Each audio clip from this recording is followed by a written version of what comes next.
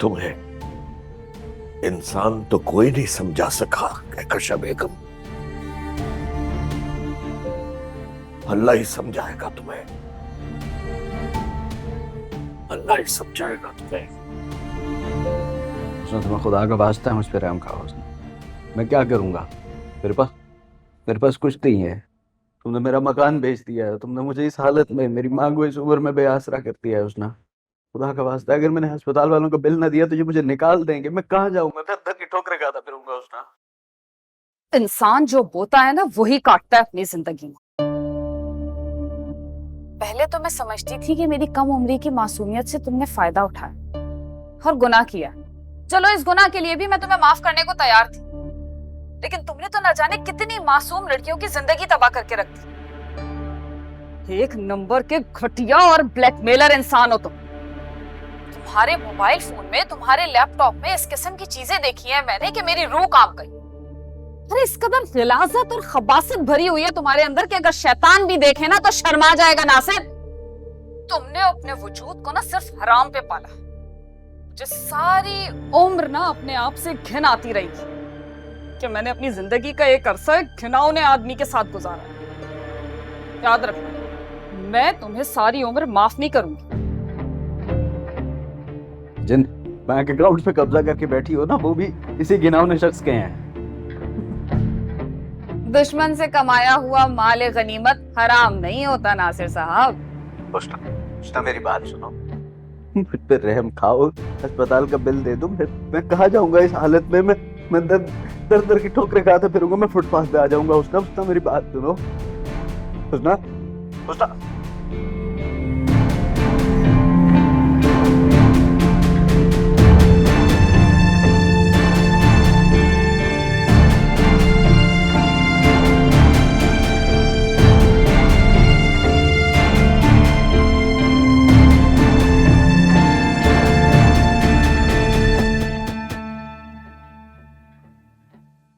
सब ठीक रहा ना बेटा? हैं? जी अब्बू, शुक्र अल्लाह का। सर कैसा रहा ऑफिस? अच्छा था। आपका दिन कैसा रहा? हाँ हाँ। सरप्राइज।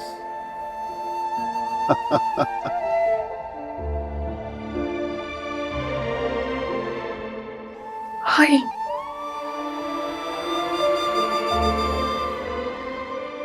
कैसी है मेरी प्यारी बहन?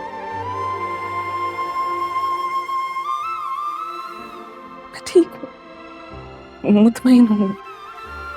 अपने रब की शुक्रगुजार हूँ कि अल्लाह ने मुझे कमजोर नहीं बनाया, बहुत मजबूत बनाया। बहुत फख्र है मुझे अपनी बहन पर।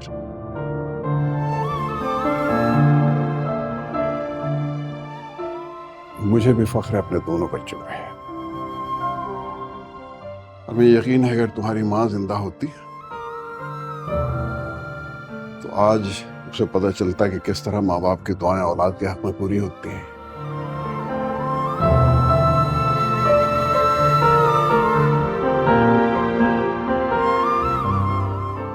अच्छा, अब बस रोती रहोगी? मैं मेरे लिए खाना भी बनाऊं? क्यों नहीं भाई, मैं अभी बनाती हूँ आपके लिए खाना।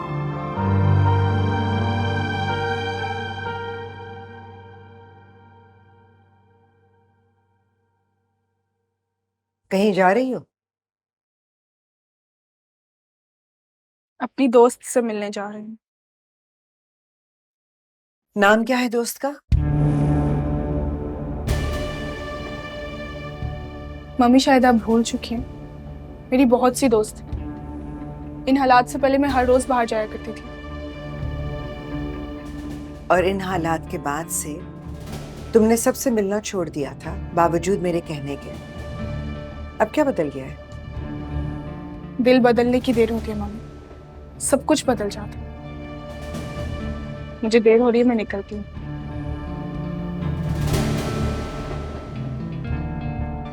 मैं जानती हूँ तुम वकास से मिलने जा रही हो। उन लोगों से ताल्लुकात बढ़ा रही हो जिन्होंने हमें सारे जमाने के सामने जलील करके रख दिया। मम्मी मैं उन लोगों से नहीं, सिर्फ वकास से मिलने जा रही हूँ। उसने जो कुछ भी किया वो अपने किए पर शर्मिंदा। उसके घर वाले इस शादी से बिल्कुल भी राजी नहीं, लेकिन इन सब चीजों के बावजूद भी वो मुझसे शादी करना चाहता है। उसे एहसास हो गया कि उसने गलती की थी। उसे ये भी एहसास हो गया कि वो मेरे अलावा किसी और लड़की के साथ नहीं रह सकती। सच्चे दिल से तौबा के बाद तो रब भी माफी के दरवाजे खोल देते। हम इंसान अपने दरवाजे क्यों बंद रखें? मुझे ये जज्बाती लेक्चर देने की बजाय जरा प्रैक्टिकल होकर सोचो। वो है क्या अपने माँ बाप की दौलत के बगैर? तालीम तक उसने मुकम्मल नहीं की, सारी जिंदगी माँ बाप के पैसे के ऊपर ऐश की। अपने बलबूते पर वो क्या कमाएगा और क्या खिलाएगा? कस्मों वादों से पेट नहीं भरे जाते।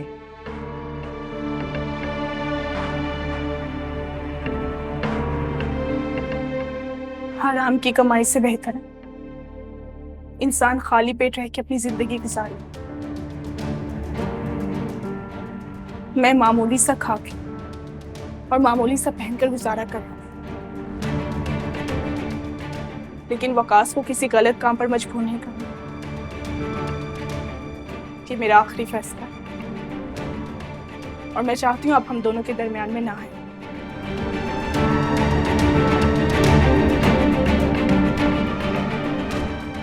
नाइबा, नाइबा, नाइबा, मेरी बात सुनो।